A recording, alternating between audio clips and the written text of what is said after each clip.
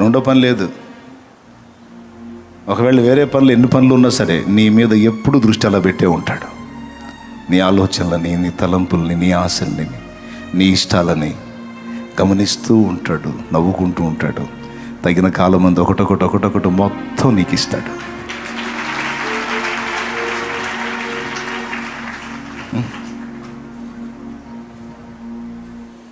నా అనుభవం నేను చెప్పా. జస్ట్ ఈ ఒక్కటే కాదు,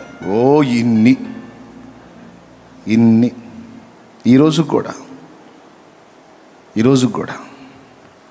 అందుకే చెప్తున్నా, నాకు ఇది ఇష్టం, అది ఇష్టం, నాకు ఇవి జరిగితే బాగుండు, ఇది వస్తే బాగుండు, అది అయితే బాగుండు, ఇలా ఉంటే బాగుండు, ఇది ఇలా కుదిరితే బాగుండు, ఇలా అయితే బాగుండు, అది బాగుండు, ఇది బాగుండు, అన్ని బాగుండులన్నీ ఉన్నాయి కదా నీ దగ్గర. ఈ బాగుండుల లిస్ట్ అంతా ఆయన దగ్గర ఉంటుంది.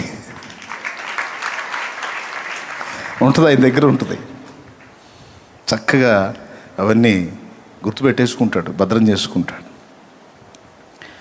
సరే, ఇది బాగుండు, అది బాగుండు, ఈ బాగుండులన్నీ నువ్వు పక్కన పెట్టేసి ఆయన ఇష్టాన్ని వెతుకుతూ ఉంటావు చూడు. ఇట్లా చేస్తే ఆయన సంతోషపడతాడు, ఇలా చేస్తే నా ప్రభు ఆనందపడతాడు, నేను ఇలా ఉంటే ఆయనకి ఇష్టం, నేను ఇలా చేస్తే ఆయనకి ఇష్టం అని ఆయన ఇష్టాలు వెతుకుతూ ఉంటావే, ముచ్చట పడతాడు, మురిసిపోతాడు. ఆయన ఇష్టాన్ని వెతుకుతున్న నీకు, ఆయన చిత్తాన్ని వెతుకుతున్న నీకు దాచిపెడతాడు. నీ ఇష్టాలను నెరవేర్చడం కోసం దాచిపెడతాడు ఆయన. వెంటనే అందాల్సిందైతే తక్షణమే అందేటట్టు చేస్తాడు. కొంచెం టైం తీసుకోవాల్సి ఉంటే నువ్వు ఆశించిన దాన్ని అలాగా దృష్టించి మౌనంగా ఉంటాడు. తగిన కాలమందు నీకు ఇస్తాడు. ఎట్లా అంటే లేఖనమే చెప్తుంది, అడుగు వాటి కంటేనో ఊహించు వాటి కంటేనో అత్యధికముగా దయచేయగల దేవుడు. నువ్వు అడిగింది గోరంత అయితే నా ప్రభు ఇచ్చేది కొండంత. అయితే ఇక్కడ షరతులు వర్తిస్తాయి. షరతు ఏంటి అంటే ఆయన ఇష్టాన్ని వెతికే తన బిడ్డల విషయంలో. కాబట్టి మనం ఆయన మీద దృష్టి పెట్టాలి. ఈరోజు మీరు అందుకే వచ్చారు, నాకు అదే సంతోషం. అందుకే చెప్తున్నా, ఆయనే కావాలి, ఆయన సన్నిధి కావాలి, ఆయన ఆత్మ కావాలి, ఆయన బలం కావాలి, ఆయన ప్రసన్నతను అనుభవించాలి, ఆయన ప్రభావంతో నింపబడి బాగా పైసలు సంపాదించాలనే నో, నశించిపోతున్న ఆత్మలను రక్షించాలి, సాతాను కోటలు కోల్చాలి, దుష్టుని కార్యాలను అడ్డగించాలి, నశించిపోతున్న జీవితాలను ప్రభావితం చేయాలి, కూలిపోతున్న కుటుంబాలని కట్టాలి, ఆత్మహత్యలను ఆపాలి, త్రాగుబోతుల్ని రక్షించాలి, దుర్మార్గుల్ని రక్షించాలి, నరహంతకుల్ని రక్షించాలి, మార్చాలి.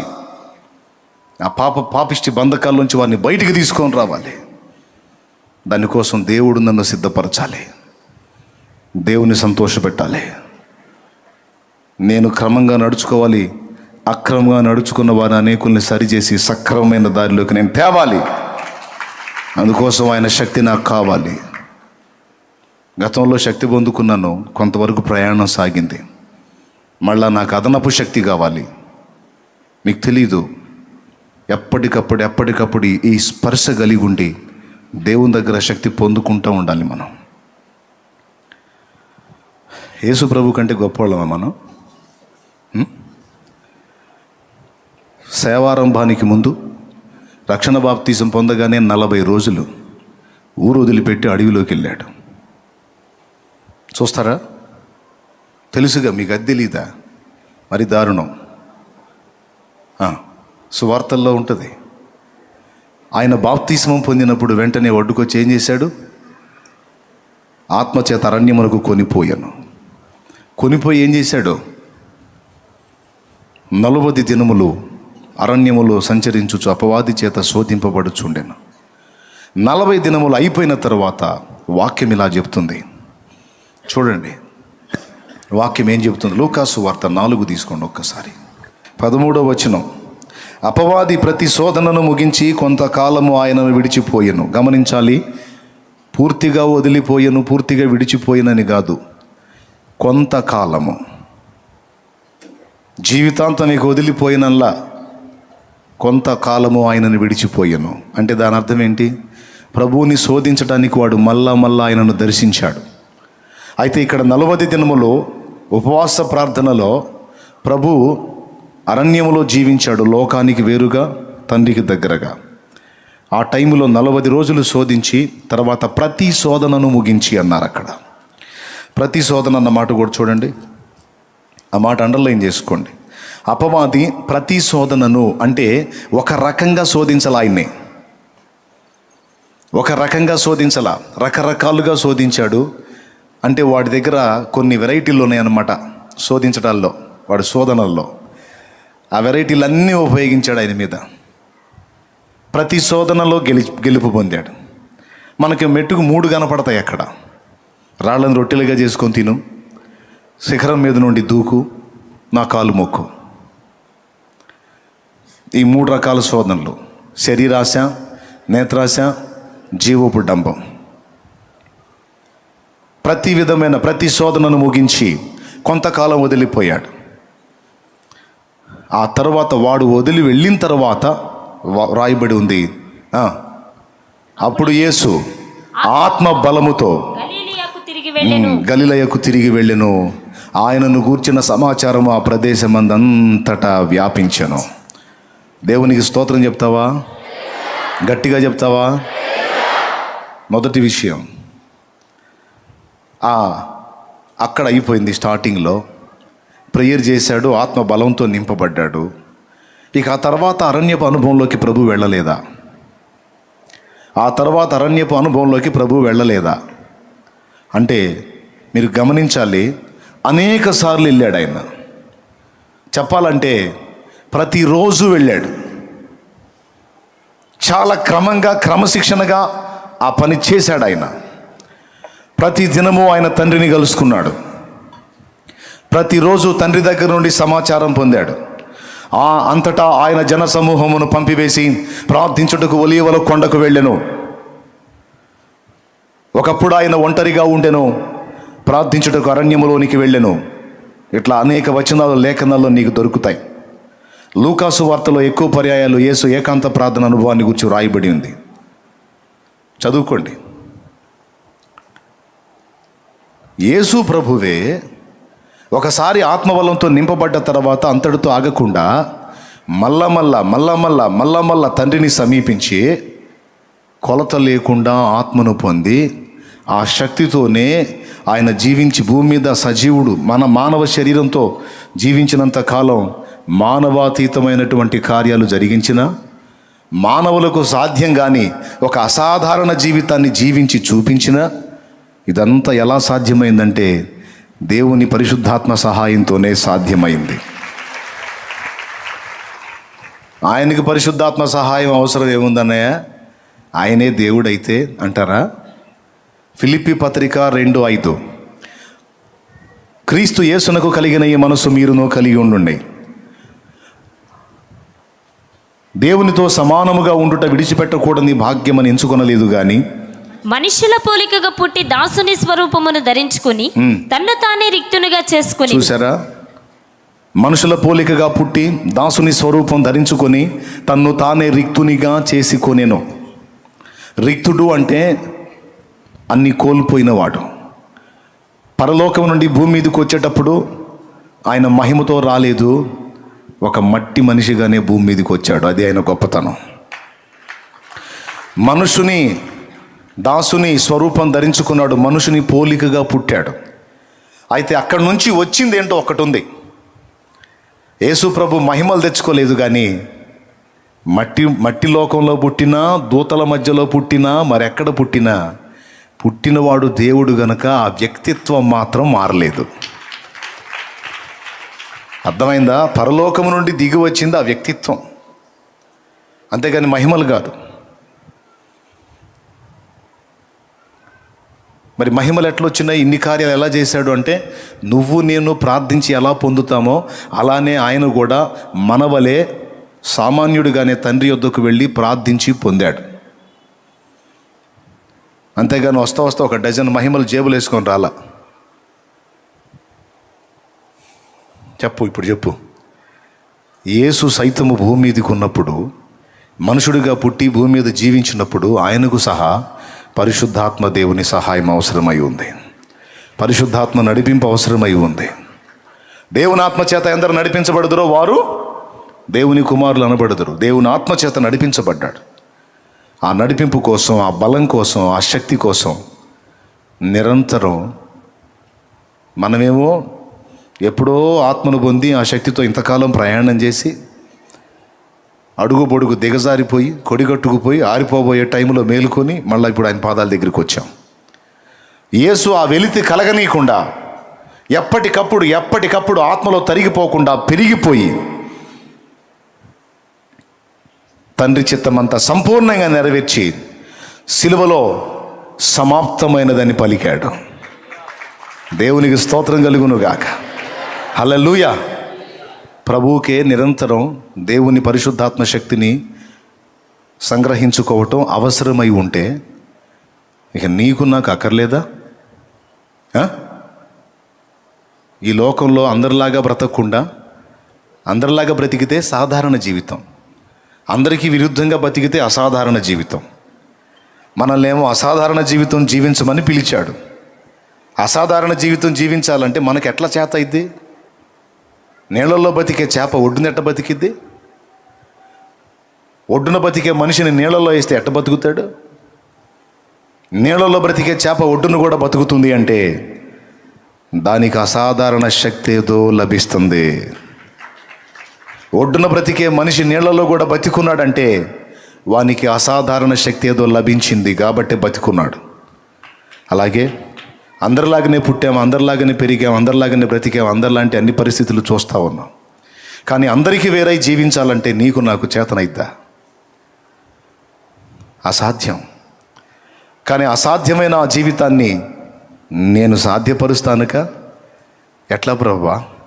నీ శక్తి చేత బలము చేత కాదు, నా ఆత్మ చేతనే ఇది జరుగును. Praise the Lord. హల్లెలూయా. ఈ అవసరత గుర్తించలా చాలామంది దైవ జనులు కూడా గుర్తించలా, విశ్వాసులు గుర్తించలా, సేవకులు పరిచారకులు గుర్తించలా. అది గుర్తించిన వారు ధన్యులు. ఎప్పటికప్పుడు మళ్ళీ అన్నీ చూస్తూనే ఉన్నాం లోకంలో. ఒక రోజంతా మనం ఆరోగ్యంగా తిరిగి పని చేసుకోవాలంటే 3 సార్లు తినాలి. ఒకసారి తిన్న తర్వాత ఆ శక్తితో రోజంతా పని చేయగలమా? పొద్దున తిన్న ఆహారం మధ్యాహ్నానికి జీర్ణం అయిపోతుంది. మళ్ళా జీర్ణ రసాలు ఉత్పత్తి అయిపోయి రే మేత వేయరా అని అడుగుతాయి. పొద్దున వేసాక అంటే ఊరుకుంటాయా? సాయంత్రానికి ఏమంటది? ఎరా మధ్యాహ్నం వేయలేదు సాయంత్రం కూడా ఏవా, అట్లయితే నీకు శక్తి ఉండదురా, నువ్వు అడ్డం పడటమే. గమనించు, ఏ పూటకు ఆ పూట ఆహారం తిని శరీరానికి శక్తినిచ్చి ఎలా నడిపించుకుంటున్నావో మన ఆత్మకు కూడా ఎప్పటికప్పుడు శక్తిని సరఫరా చేయనట్లు జాగ్రత్త పడాలి, మెలకువగా ఉండాలి. ఇది భక్తి సాధకులందరూ గ్రహించాల్సిన సంగతి. దానికోసం ఎప్పటికప్పుడు దేవునితో సంబంధాన్ని ఏర్పరచుకొని దేవుణ్ణి కలుసుకుంటూ ఉండాలి. యేసయ్యను తీసుకెళ్ళి అరణ్యంలో అనుభవాలు నేర్పి వదిలాడు. ఆత్మ బలముతో ఎన్నో కార్యాలు చేశాడు. ఆత్మ బలముతో నిండి లైన్లోకి వచ్చిన తర్వాత ఆయనను గూర్చిన సమాచారము ఆ ప్రదేశమంతటా వ్యాపించను. అంటే ఇక మహిమ స్టార్ట్ అయింది, వర్క్ స్టార్ట్ అయింది. ఆయన సంచరించడం కాదు, ఆయనను గూర్చిన వార్త వెళ్ళిపోయింది. నువ్వు పరిగెత్తటం కాదు, దేవుని శక్తి పొందుకొని ఒక దగ్గర నువ్వు కూర్చుంటే మొత్తం నీ దగ్గరికి పరిగెత్తుతారు. అది ఇక్కడ విషయం. నువ్వు పరిగెత్తాల్సింది దేవుని పాదాల దగ్గరికి. దేవుని పాదాల దగ్గరికి పరిగెత్తితే ఆయన శక్తిని నీకు ఇచ్చి నిన్ను నిజంగా వెలిగిస్తే, దేవుని శక్తితో నింపబడి నిజంగా నువ్వు వెలిగితే, మరీ ఖాళీగా కూర్చోకుండా కొంత పని నువ్వు చేస్తూ ఉంటే ఆ వార్త దావాలనమే వ్యాపించి అంతకంత అయ్యి నిన్ను కూర్చున్న సమాచారం సిరియా ఎక్కడా, షోమ్రోన్ ఎక్కడా? ఎలీషా షోమ్రోన్లో ఉన్నాడు. సిరియాలో నయమాను ఉన్నాడు, బానిస పిల్ల చెప్పింది. షోమ్రోనులో ప్రవక్త ఉన్నాడు, నా యజమానుడైన నయమాను. షోమ్రోనులో ఉన్న ఆ ప్రవక్త దగ్గర కానీ వెళితే ఈ రోగం నుండి విడుదల పొంది బాగుపడతాడని నేను గ్రహించాను అమ్మగారు, మీ ఆయనకి చెప్పండి అని చెప్పింది. బానిస పిల్ల 2 రాజుల్లో 5లో ఉంటుంది. ఇంటికి పోయినాక చూడండి, ఇప్పుడు నాకెళ్ళి చూడండి. దేవునికి స్తోత్రం, హల్లెలూయా. చెప్పింది. వచ్చాడుగా నయమాన్ దగ్గరికి ఎలీషా పోయాడా, ఎలీషా దగ్గర నయమాన్ వచ్చాడా? నేను చెప్తుంది అది. అంటే ఏందన్నయ్య, మనం తిరగొద్దా, సేవ చేయొద్దా? అబ్బా తిరగొద్దు నువ్వు ఎవరు చెప్పారమ్మా? నువ్వు పోటు పొడుస్తానంటే ఎవరు పొడవద్దు అన్నారమ్మా? పొడు. కాకపోతే ఒట్టిపోట్లు కాదమ్మా, కాస్త గట్టిగా ఉండాల. కార్యం చేస్తే సరిగ్గా ఉండాలంటే ఏం చేయాలా? దేవునితో కలుసుకోవాలా, శక్తి పొందుకోవాలా. శక్తి పొందుకొని బయలుదేరితే అప్పుడు కదులుతాయి ఎక్కడెక్కడ వ్యవహారాలన్నీ. నువ్వు ఆ శక్తి పొందుకోవు, అసలు అది నీలో తరుగైపోయిందన్న సంగతే నీకు తెలియదు. ఏదో చేయాలని పరిగెత్తి సగం బడ ఊడిపోయా. దేవునికి స్తోత్రం కలుగునుగాక, హల్లెలూయా. సగం బడ ఊడిపోయా, సగం బడ తెలిపోయిపోయా, సాధించింది ఏం లేకపోయా. కాదు, శక్తితో నింపబడాలి. దేవుని శక్తితో మనం నింపబడినట్లు అప్పటికి మనలో ఉన్నవన్నీ కూడా దేవుడు మొదట ఖాళీ చేయాలి. ఖాళీ చేసి ఆయన తన శక్తితో నిన్ను నింపాలి. దేవునికి మహిమ, హల్లెలూయా.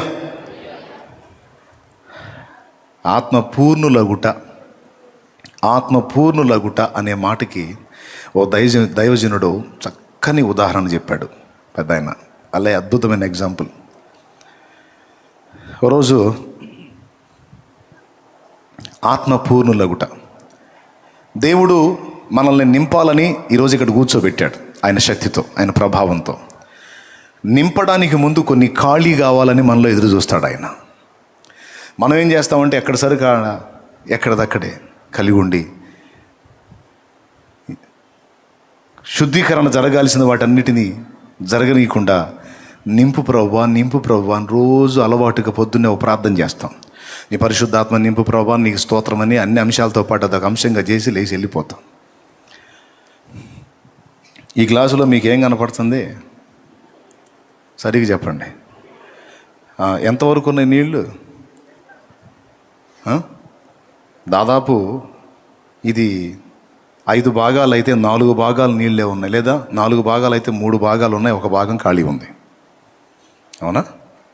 ఇట్లాగా మనం ఆల్రెడీ సరుకుని, రకరకాల సరుకుని నింపేసుకొని, మరీ కొంతమంది అయితే కాసిన నీళ్ళు పోయినాయన గ్లాసులో పోసి. Thank you.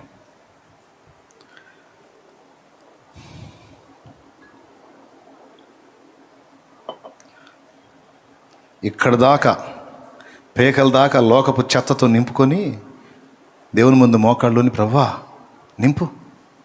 నింపు అంటే ఖాళీ ఏదిరా అంటాడు. ఖాళీ ఎందుకు లేదు ప్రభా? ఉందిలే Prabha, holy spirit, full holy spirit. ఒరే నువ్వు ఆల్రెడీ ఫుల్ అయిపోయి ఉన్నావురా, సరిగ్గా చూడు అంటాడు. లేదు ప్రభా, ఫుల్గా నింపు ప్రభా అని ఇస్తూ. వేరే విషయాలతో చాలా నిండిపోయావరా, ఖాళీ ఎవరా? లేదు ప్రభా, ఖాళీ ఉంది, నీకు ఖాళీగానే ఉంటే నింపు ప్రభా. సున్నితమైన విషయం అండి ఇది, తేలిక అనుకోవాకండి, సున్నితమైన విషయం. దీనికి ఒక ఎగ్జాంపుల్ ఏం చెప్పాడంటే, ఒక పెద్ద ఆయన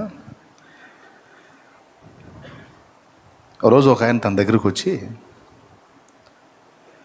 మా ఇంట్లో నిన్న ప్రార్థన కూటం జరిగిందండి, 15 మంది వచ్చారు, ఇల్లు మొత్తం ఫుల్ అయిపోయింది అన్నాడంట. ఓ దేవునికి స్తోత్రం.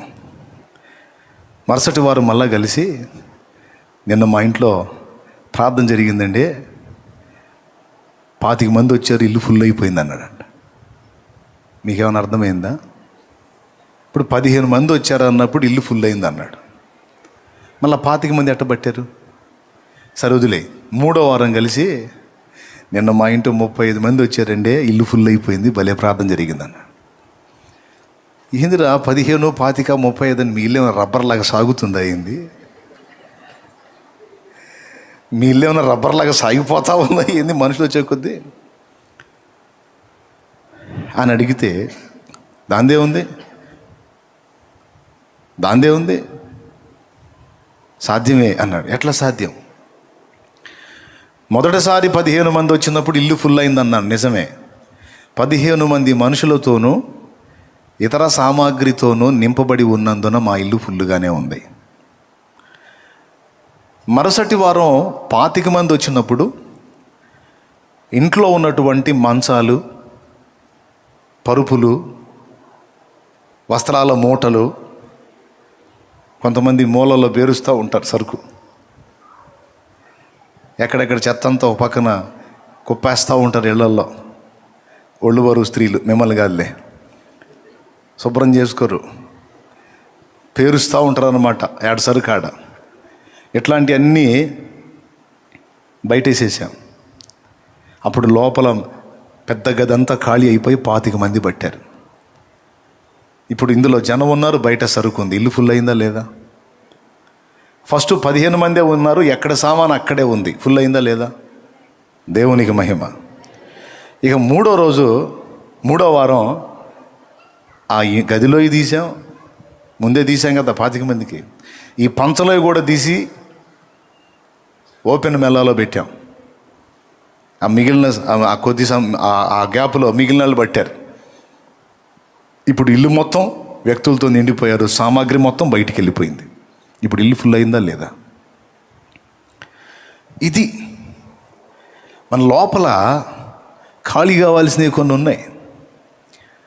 ఎవరికి వాళ్ళకి తెలిసిద్ది. నేను ఇంకా ఏమేం ఖాళీ చేసుకోవాలి, ఎక్కడ నేను ఇంకా తరుగు ఉన్నాను, ఇంకా ఏమి ఉండకూడదు నాలో ఉన్నాయి, అవన్నీ ముందు తొలగిస్తే, నేను చెప్తున్నా, నువ్వు ఎంత ఖాళీ అయితే అంత నింపబడతావు. లోకపు చెత్తతో, లోకపు వ్యవహారాలతో, లోకపు సంగతులతో ఎంతగా నిండిపోయావో, వాటన్నిటిలో నుంచి ఎంత ఖాళీ అయితే దేవుని ఆత్మశక్తితో అంతగా నింపబడతావు.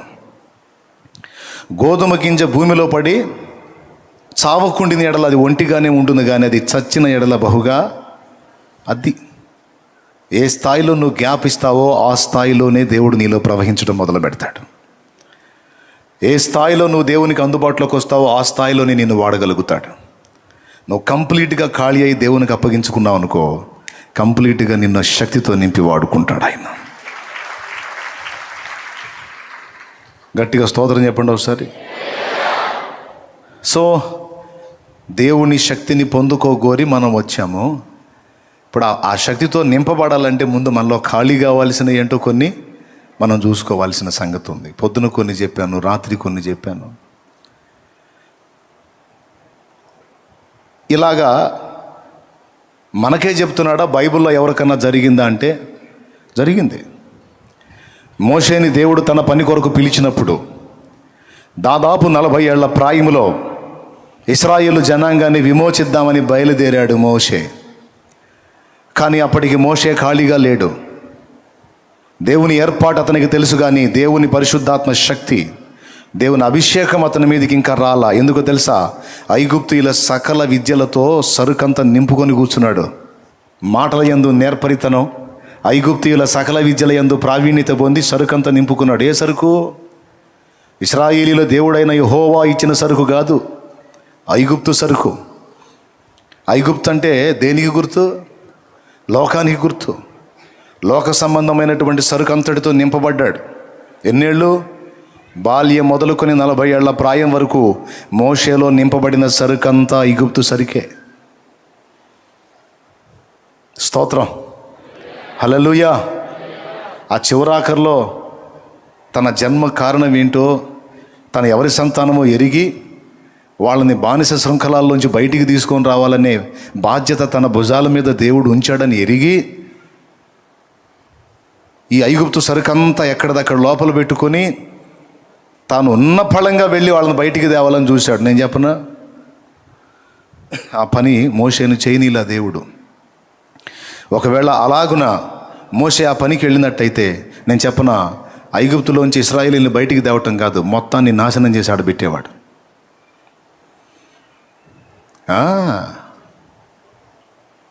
అందుకే దేవుడు ఏం చేయాల్సి వచ్చిందో తెలుసా? ఓ చిన్న కార్యాన్ని అనుమతించి అక్కడి నుంచి మోషే జంప్ అయ్యేటట్టు చేశాడు. పక్కకి తీసుకెళ్ళాడు మోషేని. ఎక్కడికి తీసుకెళ్ళాడంటే అరణ్యపు అనుభవంలోకి తీసుకెళ్ళాడు. 40 ఏళ్ళు 40 ఏళ్ళు నింపబడ్డ సరుకుని మోషేలో ఖాళీ చేయడానికి మరో 40 ఏళ్ళ టైం తీసుకోవాల్సి వచ్చింది దేవుడు. దేవునికి మహిమ కలుగును గాక. కష్టపడి 40 ఏళ్ళు సరుకు నింపుకుంటే, లోకపు సరుకు 40 ఏళ్ళు ఒట్టిగా ఉంచి అదంతా పోయేటట్టు టైం తీసుకొని 80 ఏళ్ళకి ఇక మోషే ఒక నిశ్చయతకు వచ్చేసాడు. ఇక మన దగ్గర ఏం లేదు.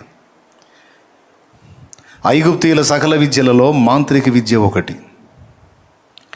మంత్రగాడికి మాట చాలా అవసరం, మంత్రప్రయోగానికి ఉచ్చారణ చాలా అవసరం. ఇప్పుడు ఉచ్చారణ చేయటానికి పళ్ళు కూడా కదిలిపోయిన పరిస్థితి అనుకుంటాను నాకు తెలిసి. అందుకే నోటి మాంద్యం గలవాడిని అన్నాడు. కంటి చూపు తగ్గలేదు, కాలి సత్తువ తగ్గలేదు అని 2 సంగతులే చెప్పాడు మోషేకి. ఇక పళ్ళు ఒళ్ళు సంగతి చెప్పలా, కళ్ళు కాళ్ళ గురించే చెప్పాడు. మరి అక్కడ పరిస్థితులు ఎట్టున్నాయి మీరు అక్కడ పోయినాక అడగండి, ఇక్కడ నన్ను అడగండి.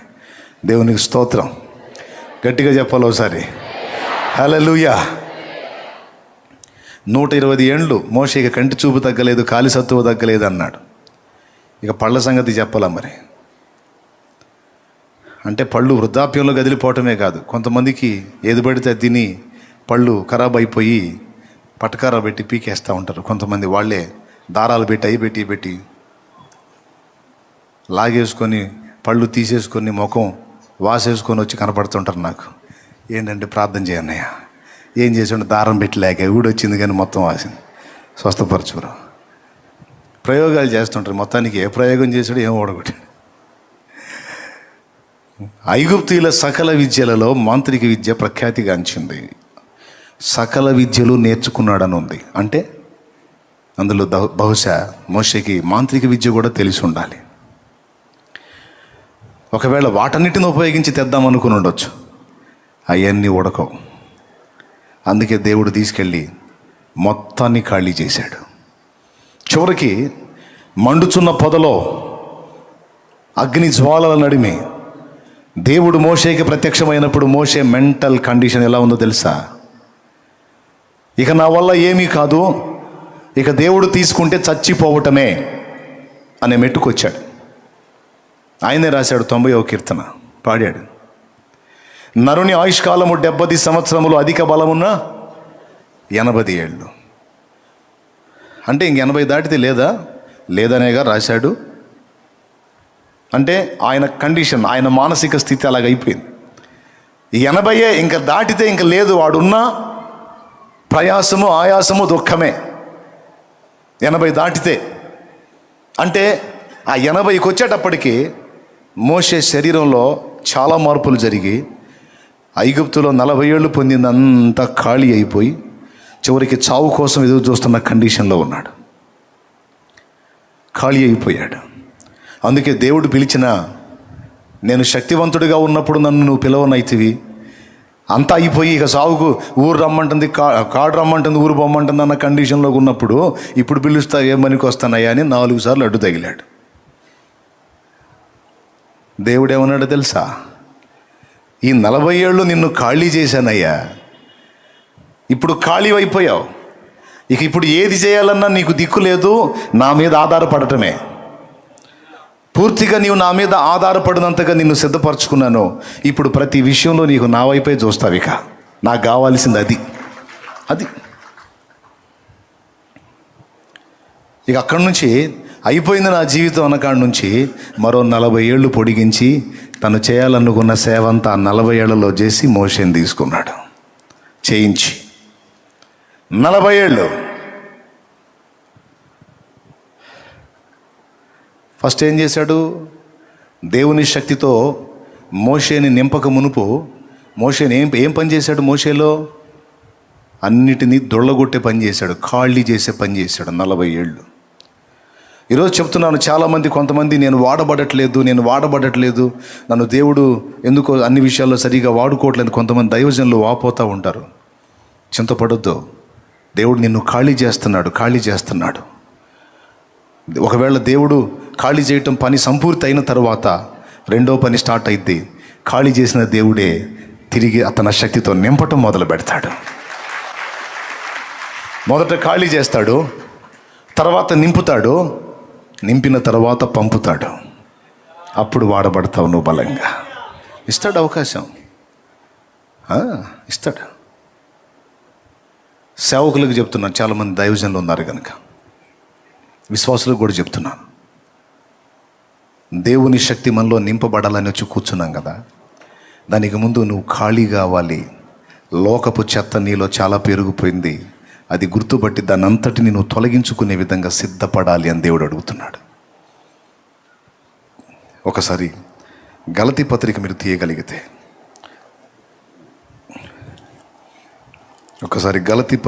తీయగలిగితే,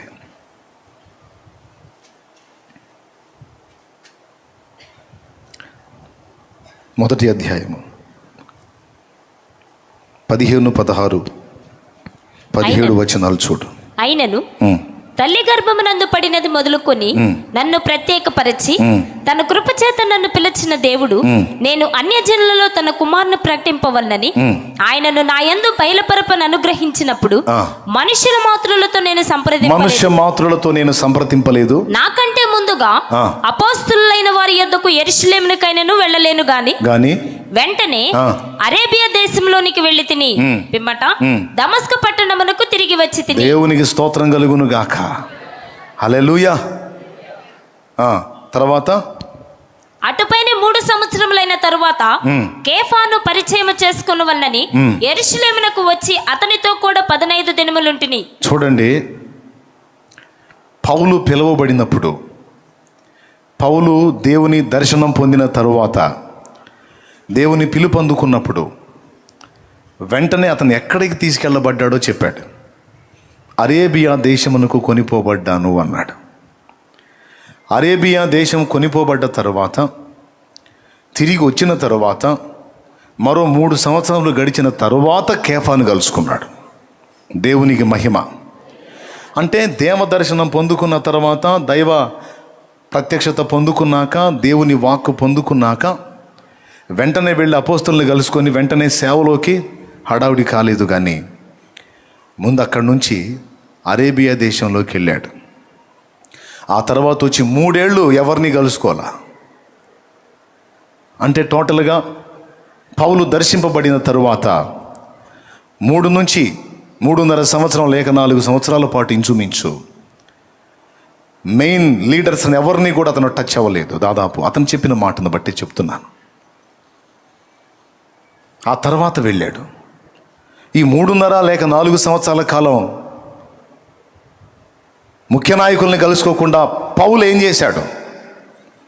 పౌలు ఎందుకని దేవుడు అలాగ ఉంచాడు అంటే, పౌలు విషయంలో కూడా దేవుడు అదే పని చేశాడు. గమలీయేలు పాదముల దగ్గర ధర్మశాస్త్రం అంతా ఎక్కించుకొని ఉన్నాడు. ఎవరు? పౌలు. గమలీయేలు పాదాల దగ్గర శిష్యరికం చేసి, శుశ్రూష చేసి, ధర్మశాస్త్రము దాని సంబంధమైన నీతి నియమం అంతా ఎక్కించుకొని ఉన్నాడు. అదంతా ఖాళీ చేయటానికి కొంత టైం దేవుడు తీసుకున్నాడు. ఖాళీ అయిన తర్వాత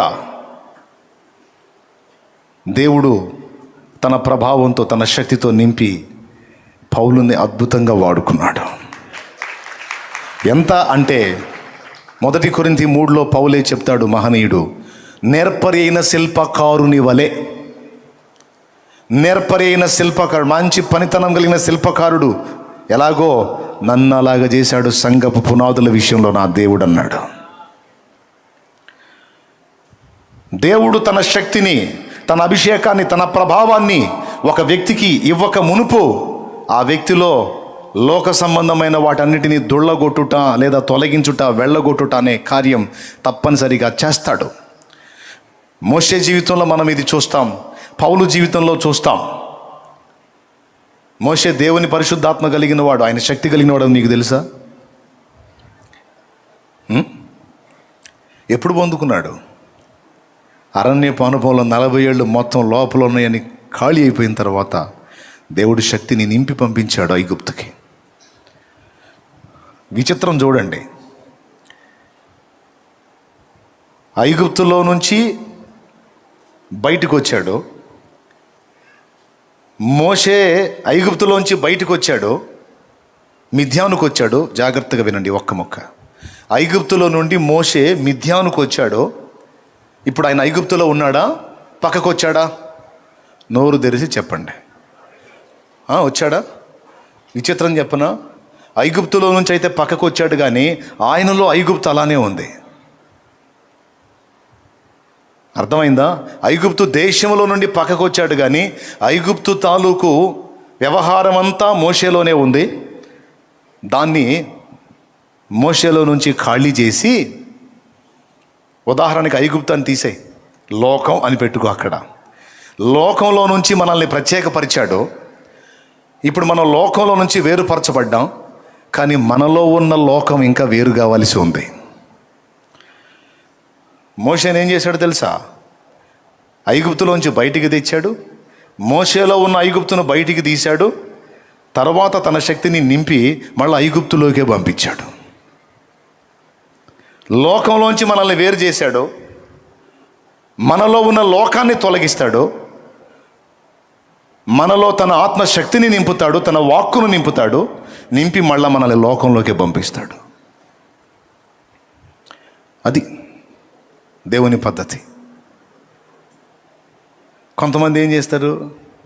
ఇది గుర్తించకుండా, అసలు ఇది పట్టించుకోకుండా, అందులోంచి పక్కకు వచ్చాను కదా అని ఇంకా దేవుని శక్తితో నింపబడకుండా, లోపల ఖాళీ కాకుండా, కొంత ఇది కొంత అది రెండు కలిగి ఉండి పోయి లోకాన్ని ఉద్ధరించడానికి బయలుదేరతారు. దానికి దేవుడు చెప్పాడు, మీరు యెరూషలేము నుండి వెళ్ళక, అపోస్తల కార్యములో 1వ అధ్యాయం 4-5 వచనాలు. మీరు యెరూషలేము నుండి వెళ్ళక నా వలన వినిన తండ్రి యొక్క వాగ్దానం కొరకు కనిపెట్టండి. చూసారా? మీరు యెరూషలేము నుంచి వెళ్ళొద్దు. గమనించాలి, మీరు యెరూషలేము నుండి వెళ్ళొద్దు. వెళ్ళకేం చేయాలి? నా వలన మీరు విన్న తండ్రి యొక్క వాగ్దానము కొరకు కనిపెట్టుడి. తర్వాత యోహాను నీళ్లతో బాప్తిస్మం ఇచ్చెను గాని కొద్ది దినముల్లోగా మీరు పరిశుద్ధాత్మలో బాప్తిస్మము పొందెదరనెను. దేవునికి మహిమ. ఎన్ని రోజులు కనిపెట్టారు? ఒకసారి చెప్పాలి నాకు. వారు ఎన్ని రోజులు కనిపెట్టారు మేడగది మీద? 40వ రోజు ప్రభు ఆరోహణమై వెళితే ఆ రోజు మొదలుకొని పెంతెకోస్తు పండుగ అంటే 50వ రోజు వరకు, అంటే 10 రోజులు కనిపెట్టారు. ఎన్ని రోజులు? 10 రోజులు. 10 రోజులు వాళ్ళు దేవునికి అందుబాటులో ఉన్నారు.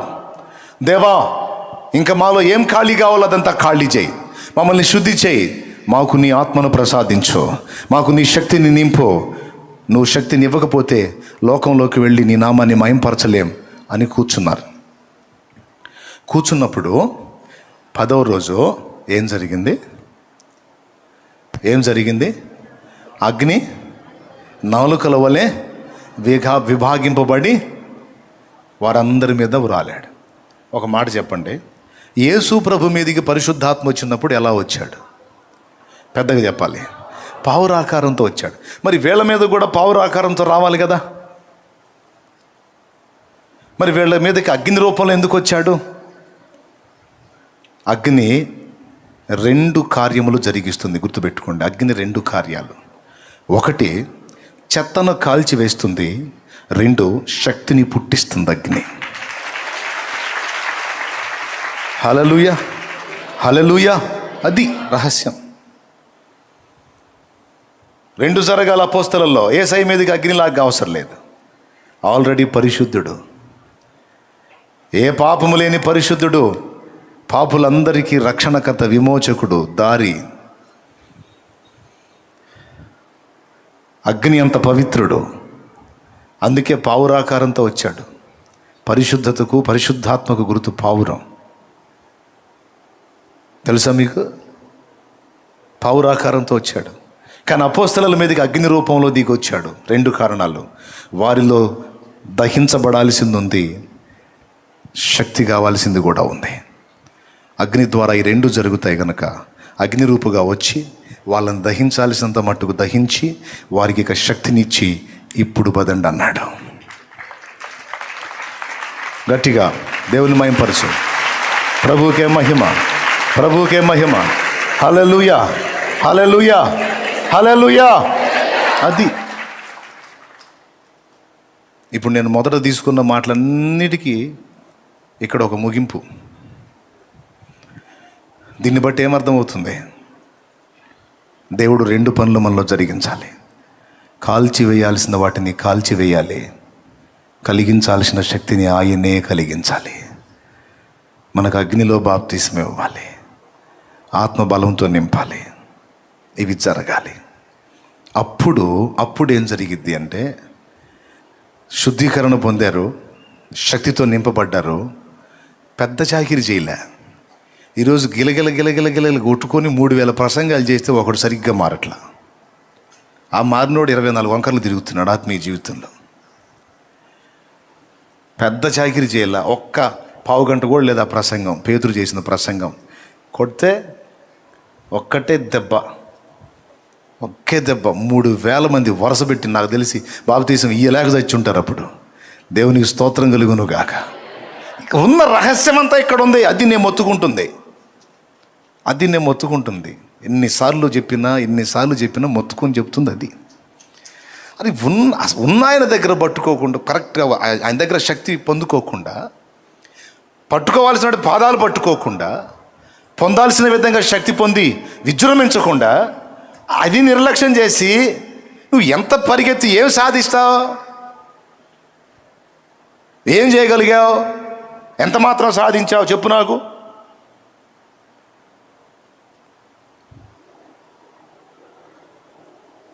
ఈరోజు గందరగోళం అయిపోతున్నాం. చాలా సులువుగా దేవుని పని చేశారు వాళ్ళు. చాలా తేలిక, సింపుల్గా. పరిశుద్ధాత్మ సహాయం ఉంటే నీకు పెద్ద అసాధ్యమైనది చాలా సింపుల్గా అయిపోయింది. ఆత్మాభిషేకం పొందినోడి రహస్యం అది. అది ఈటెలు, కత్తులు, డాళ్ళు, బళ్ళాలు, బరిసెలు తీసుకొని ఇశ్రాయేలుకు జై అని 40 రోజుల నుంచి మొత్తుకుంటున్నారు. ఒట్టి జైలే. యుద్ధం చేసింది లేదు, గెలిచింది లేదు. ఏమేం తీసుకొని ఉన్నారు? కత్తులు, ఈటెలు, బళ్ళాలు, బాణాలు, బరిసెలు, గందరగోళం, అన్ని సరుకంతా పెట్టుకొని కూర్చున్నారు. ఎవరు తక్కువ వాళ్ళు కాదు, వాళ్ళు ఎవ్వరు వలగాల. ఆత్మశక్తితో నింపబడ్డాడు. జస్ట్ అందరి గాలి ఒక్క దెబ్బకి నిలువున తీశాడు. నాకు తెలిసి ఫిలిస్తీయులకు అవమానం ఏమో కానీ ఆ ఇశ్రాయేలు సైన్యం గాలి, సౌలు గాలి మొత్తం తుస్సుమని పోయింది దావీదు చేసిన పనికి. అంటే వీళ్ళందరికీ అన్నీ ఉండి కూడా అసాధ్యమైన ఒక పెద్ద పని దేవుని పరిశుద్ధాత్మ ప్రభావంతో నింపబడిన వాడు చిన్న రాయి తీసుకొని తొలగించి, ఏముంది దీనికోసం 40 రోజుల నుంచి గందరగోళం అయ్యారు మీ బొందా అన్నాడు. దేవునికి స్తోత్రం కలుగునుగా. అది ఎట్లా సాధ్యం అవుతుందన్నా నీకు అంటే ఇంకా కాస్త గీరినా సరే నీకు సమాధానం రాదు. ఎట్లా సాధ్యం అన్నా నీకు, ఎట్లా సాధ్యం అన్నా అంటే నాకు సాధ్యం నేను చెప్పానా? అయిన సాధ్యం అంతా ఆయన వల్లనే అయింది, ఆయన శక్తి వల్లనే అయింది, ఆయన బలం వల్లనే అయింది. అందుకే నేర్చుకోమని చెబుతున్నాను. అట్లా కాకుండా ఇంకెవడేం ట్రిక్కులు చేస్తున్నాడు, ఎవడేం ప్లే చేస్తున్నాడు, ఎవడేం గ్యాంబ్లింగ్లు చేస్తున్నాడు, మనం కూడా ఈ రూట్లో పోతే ఏమన్నా కాస్త వర్కౌట్ అయిద్దా, కాస్త లైన్ అవుతాం. ఈ దిక్కుమాల ఆలోచనలు తీసి దెబ్బలో కొట్టి కాస్త ఒరిజినల్గా దేవుని శక్తి పొందుకొని, ఒరిజినల్గా తైలం పొందుకొని ఫలించడానికి ప్రయత్నం చేయండి అని పిలుపునిస్తున్నాడు దేవుడు. చెవులు గలవాడు ఆత్మస్వరం వినుగాక. హల్లెలూయా. కాబట్టి దీన్ని గుర్తిరిగి జాగ్రత్త పడదాం. ఎంత తేలిగ్గా చేసేసారు చూడండి. ఒక రౌండ్లో 3000 మంది, ఇంకొక రౌండ్లో చిన్న అద్భుతం, ఒక కాళ్ళు లేని వాళ్ళు లేపి నిలబెట్టారు అంతే. ఇంకేం చాకిరి చేశారు వాళ్ళు? ఏమైనా చేశారా? వాళ్ళకై వాళ్ళు ఏమైనా చేశారు చెప్పండి మీరు? ఊరక వాళ్ళు తోలుబొమ్మలాగా అటు పోతున్నా ఇటు వస్తున్నా సరే, వాళ్ళు నీడబడ్డా సరే వాళ్ళని బాగు చేశాడు. రోగుల్ని బాగు చేసి ఈ మామూలు మనుషుల్ని, ఈ మత్స్యకారుల్ని, ఈ సామాన్యుల్ని ఒక గొప్ప ప్రభావంతో కూడిన వ్యక్తుల్లాగా ఆయన చూపించాడు.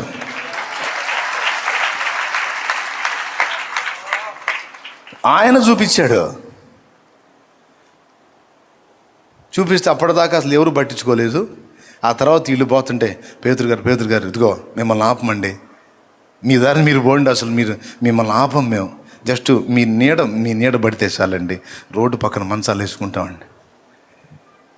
ఏంట్రా బాబు మీరు సరిపోండి, ఎట్లా కానీ సరే అయింది. యోహాన్ ఏ సంగతి అట్లా జరిగిందా? ఈ నీడ తగిలితే వాళ్ళు వేసి కూర్చుంటున్నాడు. దేవునికి స్తోత్రం కలుగును గాక. హల్లెలూయా. ఒక ఉజ్జీవం, ఒక విస్ఫోటనం, ఒక ప్రభావం, ప్రభంజనం, ఒరిజినల్ శక్తి. తోలుబొమ్మలే వాళ్ళు దానికోసం ఎంత చాకిరీ చేశారు నాకు చెప్పండి మీరు. ఈరోజు ఒక మీటింగ్ పెట్టాలంటే మనకి ఎన్ని కుస్తీలు, స్టేజీ కట్టాలా, లైటింగ్ పెట్టాలా, మైకులు కట్టాలా, స్పీకర్లు పెట్టాలా, లక్షలు తేవాలా, ఎన్ని వందలు వేలుగా లక్షలు కావాలా, మళ్ళా మరి పబ్లిసిటీ కావాలా, అయ్యగారిది పెద్ద ఫోటో వేయాలా, స్థానిక పాస్టర్ వరద బాధితులాగా చిన్న ఫోటో వేసుకోవాలా. దేవునికి స్తోత్రం కలుగునుగా. హల్లెలూయా.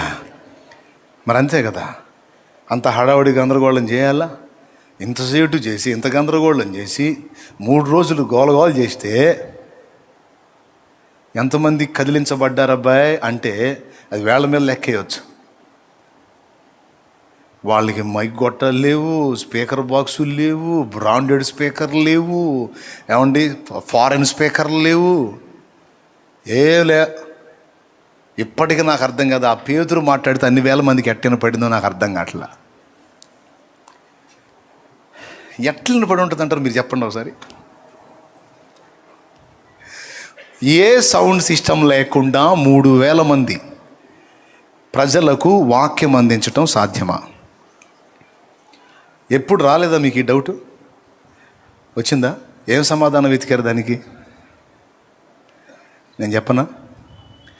పరిశుద్ధాత్మ అగ్నితోనూ మంచుతోనూ పావురంతోనూ రకరకాలుగా పోల్చబడ్డాడు. ఆ పోలికల్లో వాయువు, గాలి, అర్థమైందా? వాయువు తన దాసుడు నిలబడి మాట్లాడుతున్నప్పుడు ఒక పక్క తన దాసుని వాడుకుంటానే ఈ నోటి నుండి వెలువడేటువంటి మాటలు ఉన్నాయే, వాయువు ద్వారా వింటున్న వారి చెవుల్లోకి వెళ్ళేటట్టు చేశాడు ఆయన. పరిశుద్ధాత్మ కార్యమే అది, అదంతా పరిశుద్ధాత్మ కార్యమే.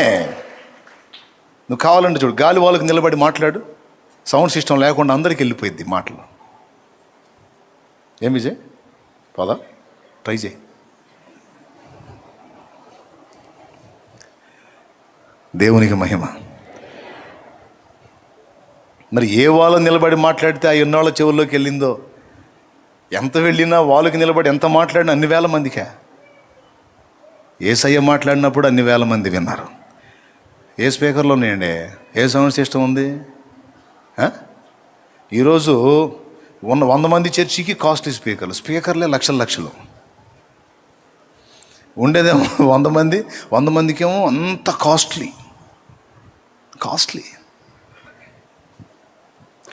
అంత కాస్ట్లీ పెట్టి మొత్తుకున్నా ఎవడు కదలటల్లా. అది కాస్ట్లీ స్పీకర్ లేవు, ఏమీ లేవు. మనకన్నా ఈ ఆకులు రేకులన్నా ఉన్నాయి, వాళ్ళకి అవి కూడా లేవు. దేవునికి స్తోత్రం కలుగును గాక. హల్లెలూయా. అమ్మో, ఏం కదలిక, ఏం ఉజ్జీవం! ఒరిజినల్గా పరిశుద్ధాత్మ సహాయం. భక్తులను వాడుకొని పలికించిన వాడే పలికిన వాక్కులన్నీ వినేవాళ్ళ చెవుల్లోకి, హృదయంలోకి వెళ్ళేటట్టు చేశాడు. అందుకే పొడవబడి ఒక రౌండ్లో 3000, మరో రౌండ్లో 5000. కదిలి ఊళ్ళు కదిలిపోయినాయి. దేవునికి మహిమ. నువ్వు దేవుని కొరకు ఒక మంట మండాలంటే రూట్ ఇది. నిజంగా ఒరిజినల్ ఉజ్జీవం నువ్వు చూడాలంటే రూట్ ఇది. దేవుని బిడ్డలారా, దేవుని చిత్తం నెరవేర్చగోరే వారలారా, దేవుని కొరకు ఆసక్తి కలిగి ఉన్న వారలారా, దేవుని కొరకు ప్రభావంతో నేను వాడబడాలని ఆశిస్తున్న వారలారా, గుర్తించండి.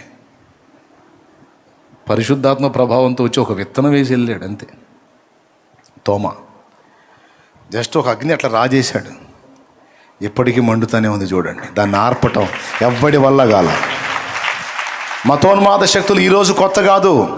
తరతరాల క్రైస్తవ సంఘ చరిత్రలో మతోన్మాద శక్తుల తిరుగుబాటు, క్రైస్తవ్యాన్ని అణిచివేయాలనుకోవటం, బైబిల్ని లేకుండా చేయాలనుకోవటం, క్రీస్తు సువార్తను నిర్మూలన చేయాలనుకోవటం ఈరోజు కొత్తగా, ఈరోజు ఏదో మురిగే రకాలు మురుగుతున్నాయని ఇది కొత్తగా ఇప్పుడు చూసేవాడికి ఇది కొత్త. తరతరాల సంఘ చరిత్రలో ఇవన్నీ పాత సంగతులే. ఆగినాయా? సుబ్బరావమ్మ పాటలు పాడా. మూర్ఖులకు తెలియదు క్రైస్తవ్యం పుట్టుక, క్రీస్తు శిలువ శ్రమలలోనే పుట్టె సంఘ కన్యక. మత మూర్ఖులకు తెలియదు క్రైస్తవ్యం పుట్టుక, క్రీస్తు శిలువ శ్రమలలోనే పుట్టె సంఘ కన్యక. ఘోరమైన శ్రమలైన మాకు కొత్త కాదురా, ఘోరమైన శ్రమలైన మాకు కొత్త కాదురా. ఒక మనిషిని చంపితే 1000 మంది అగునురా, ఒక జ్యోతిని ఆర్పితే 1000 జ్యోతులెలుగురా. దేవునికి మహిమ. బొల్లపల్లిలో సుబ్రహ్మ హతసాక్షి అయినప్పుడు దేవుడిచ్చిన తలంపులతో పాడిన పాట. ఆ జ్ఞాపకార్థంగా అట్లాగా రాశాం. దేవుడిచ్చాడు తలంపు, అందులో దొరికింది అద్భుతమైన చరణం. ఆరిపోయారా? వాళ్ళ చేత అయిందా? ఆర్పాలనుకున్న వాళ్ళందరూ ఆరిపోయారు. వాళ్ళ పక్కన వాళ్ళ కింద జ్యోతులు పెట్టి అశ్రుతాంజలి అని పెట్టారు. దేవునికి స్తోత్రం, స్వర్గస్థులైనందుకు చింతిస్తున్నామని పెట్టారు. క్రీస్తు సువార్త జ్యోతిని ఆపాలనుకున్న వాళ్ళకి జ్యోతి ప్రజ్వలన గావించి పక్కన ఇటు ఒక జ్యోతి బొమ్మ, అటు ఒక జ్యోతి బొమ్మ, మధ్యలో ఆడి ఫోటో. దేవునికి స్తోత్రం.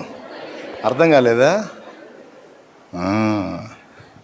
సూర్యుడైనా ఆరిపోవును, సూర్యుడైనా ఆగిపోవును, సువార్త మాత్రం సాగిపోవును. ఆ సూర్యుడైనా ఆగిపోవును, సువార్త మాత్రం సాగిపోవును. అదిగో నా నావ బయలుదేరుతున్నది, అందులో యేసు ఉన్నాడు. ఆ నావలో క్రీస్తు ఉన్నాడు, ఆ నావలో క్రీస్తు ఉన్నాడు. దేవునికి మహిమ. పరిశుద్ధాత్మ శక్తితో నింపబడి ఎక్కడో కేరళలో కొంచెం అగ్ని, తమిళనాడులో కొంచెం అగ్ని స్టార్ట్ అయ్యి ఈరోజు భారతావని అంతా సువార్త కోసం పరిగెత్తుతూ ఉంది. మొత్తం తిరిగారా?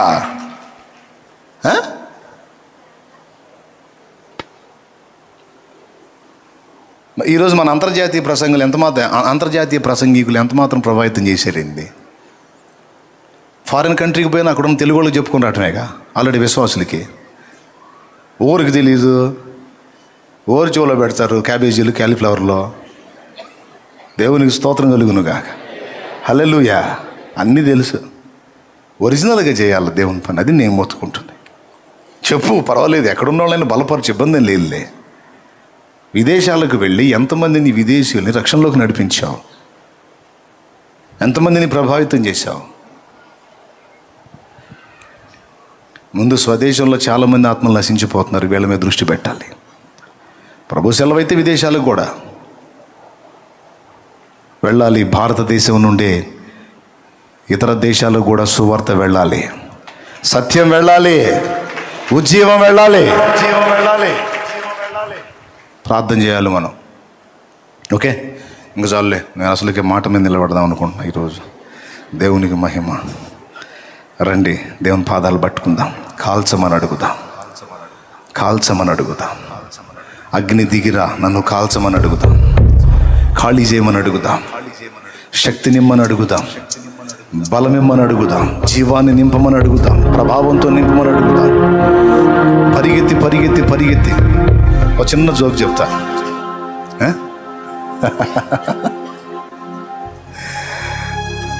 రాత్రంతా నడి సముద్రంలోకి వెళ్ళి వల్లేశారు కదా, ఒక్క చేప కూడా పడల. ఎంత దారుణం అంటే అంత దారుణం. ఒక్క చేప కూడా. మరి కనీసం ఒకటన్నా పడిద్దిగా, ఒక్కటి కూడా పడల. అవునా? నడి సముద్రంలోకి వెళ్ళి వేస్తే దేవుడు సహాయం చూడండి. యేసయ్య చెబితే అసలు ఉండటానికి అసంభవమైన ప్రదేశంలో కూడా నీ కోసం నువ్వు మొయ్యలేనని చేపలు ఉంటాయి. అది ఆశ్చర్యం ఏంటంటే, పేతురికి ఏం అర్థం కాక 2 దోణెలు నింపబడినంతగా ఒక దోణెలో ఎక్కనిస్తే పక్క దోణిలో కూడా నింపి పెట్టాడు 2 అంతలు. వెంటనే వెళ్ళి పేతురు ప్రభు ముందు మోకాళ్ళుని, ప్రభువా నన్ను విడిచిపో, నేను పాపాత్ముణ్ణి అన్నాడు. ప్రభు ఏమన్నాడు తెలుసా? ఇప్పటికైనా సిగ్గొచ్చింది, పనికి మాలోడా, సరే పో అనలా. నువ్వు పాపివా పరిశుద్ధుడు అన్న ప్రస్తావనే లేదు. రా, నిన్ను మనుషులను పట్టు జాదరిగా చేస్తాను. హల్లెలూయా, హల్లెలూయా. నేను చేస్తారా అన్నాను నిన్ను. ఈ చేపలేం చూసావు, ఈ చేపలేం చూసావు, నీ చేత మనుషుల్ని పట్టిస్తాదా అన్నమాట నెరవేర్చాడు. చూడు, 2 రౌండ్లు 8,000 మంది ఆత్మల్ని పేతురికే కదా ఇచ్చాడు. ప్రభు శక్తి తోడై ఉంటే నువ్వు ఎంత పరిగెత్తినా సాధ్యం కాంది.